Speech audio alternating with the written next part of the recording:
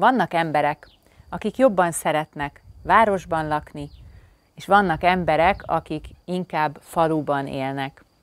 Miért jó az egyik, és miért jó a másik? Szerintem mind a kettő jó.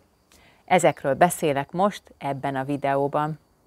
Sziasztok, Petra vagyok az Easy Hungarian-től, és minden hónapban csinálok egy ilyen videót valamilyen témáról.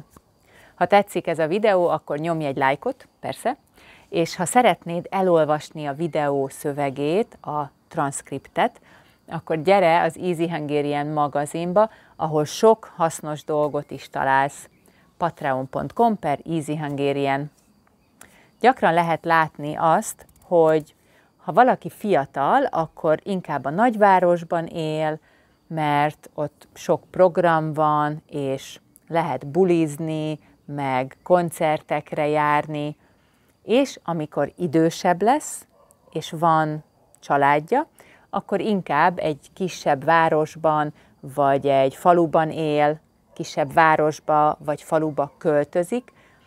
És Magyarországon ez egy nagyon tipikus életút, főleg Budapesten, hogy ha valakinek családja lesz, és gyereke lesz, akkor kiköltözik a városból, kiköltözik Budapestről, és egy Budapest melletti kisvárosban vagy faluban él. Ez egy kompromisszum, mert családi házban élhet, jobb a levegő, több a zöld, nyugodtabb az élet, talán, de tud Budapesten dolgozni, és nem kell teljesen új életet kezdeni, új munkát, új iskolát keresni. Általában azt mondják, hogy azért jobb falun élni, mert kevesebb a stressz, nyugodtabb az élet, több a zöld, az emberek barátságosabbak, és így tovább. Én falun nőttem fel, ez a falu Bócsa, ahol körülbelül 2000 ember él, tehát ez tényleg egy kicsi falu, és nagyon szerettem ott gyerek lenni, és most is szeretek visszajárni. Egész közel van a mostani otthonomhoz, körülbelül fél óra autóval. És az igaz, hogy szeretek visszajárni Bócsára, a falumba, és szeretek ott lenni, de nem biztos, hogy élni is szeretnék egy olyan helyen, ahol mindenki ismer mindenkit.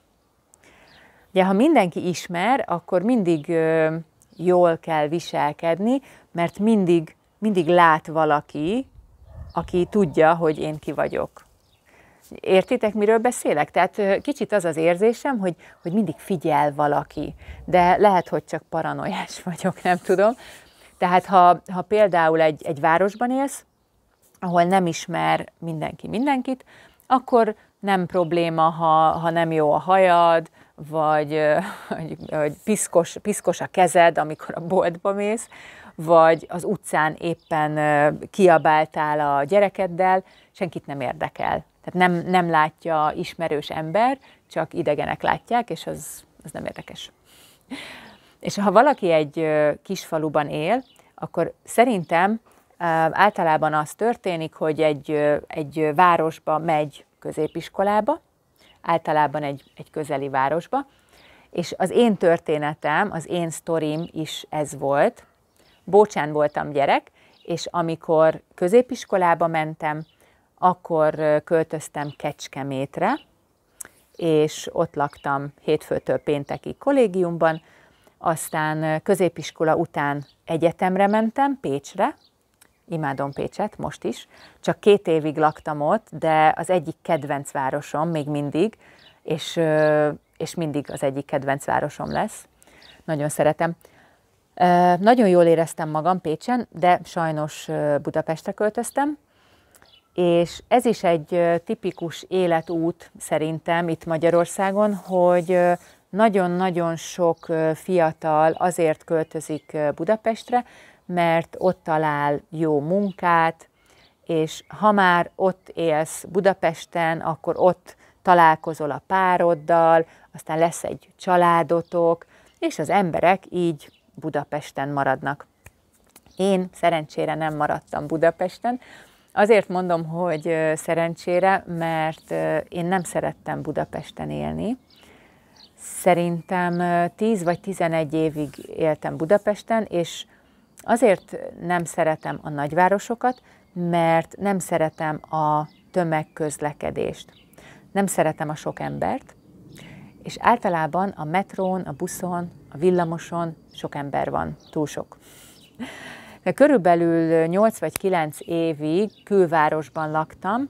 Ugye a külváros azt jelenti, hogy van a belváros, a központ vagy centrum, és a külváros az kint van valahol a város szélén, és amikor a külvárosban laktam, akkor nagyon sokat kellett utaznom, akkor még nem biciklivel jártam, hanem busszal, és minden nap, nem tudom, 1 vagy 2 órát kellett a buszon ülnöm, szörnyű volt, nagyon-nagyon utáltam, és később a belvárosba költöztem, és elkezdtem biciklizni is, és az sokkal jobb volt, de nem nagyon szerettem Budapestet soha, mert túl sok ember van ott.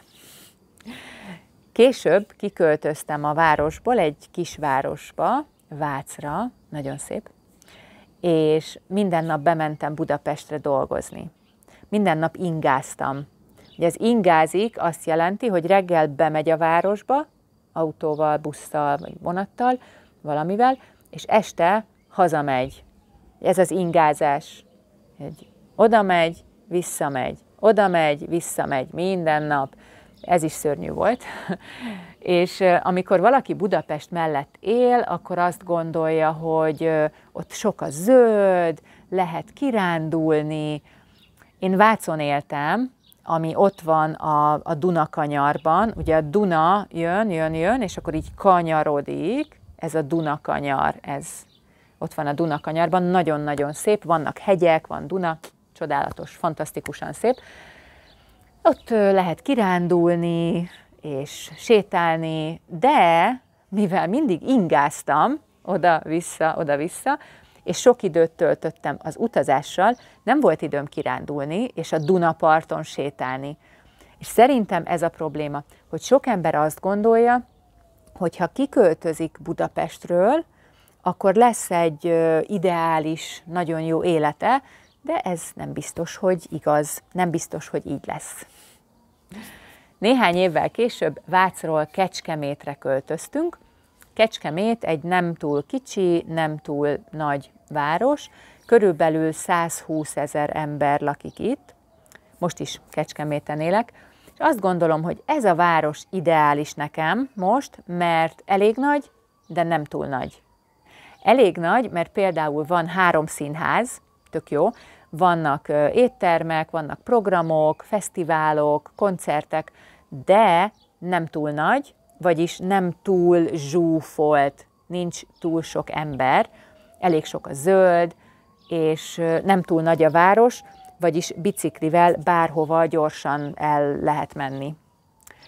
Általában a kisvárosokban az a probléma, hogy nincsen munka, nincsenek jó munkahelyek, és nem tudom, hogy Kecskeméten mi a helyzet, mi a szituáció, mert én itthon dolgozom, és nem munkahelyen, de az biztos, hogy nekem most Kecskemét egy ideális hely élni. Én mindent kipróbáltam, tehát éltem faluban, éltem Budapesten, éltem Budapest mellett, most egy kisvárosban élek, és azt gondolom, hogy mindenhol lehet találni pozitív és negatív dolgokat, és más az ideális élet, amikor fiatalok vagyunk, és más, amikor idősebbek vagyunk, és az a fontos, hogy mindenki megtalálja, hogy hol szeretne élni. Ti hol szeretnétek élni? Mit gondoltok erről? Faluban jobb élni, vagy városban? És miért jó az egyik, és miért jó a másik? Írjatok kommentet. És ha szeretnétek elolvasni a videó szövegét, és szeretnétek többet olvasni lakásokról, okos otthonról, akkor gyertek az Easy Hungarian magazinba, és legyetek ti is magazinolvasók. Minden linket, információt, segítséget megtaláltok a leírásban. Jó tanulást kívánok, sziasztok!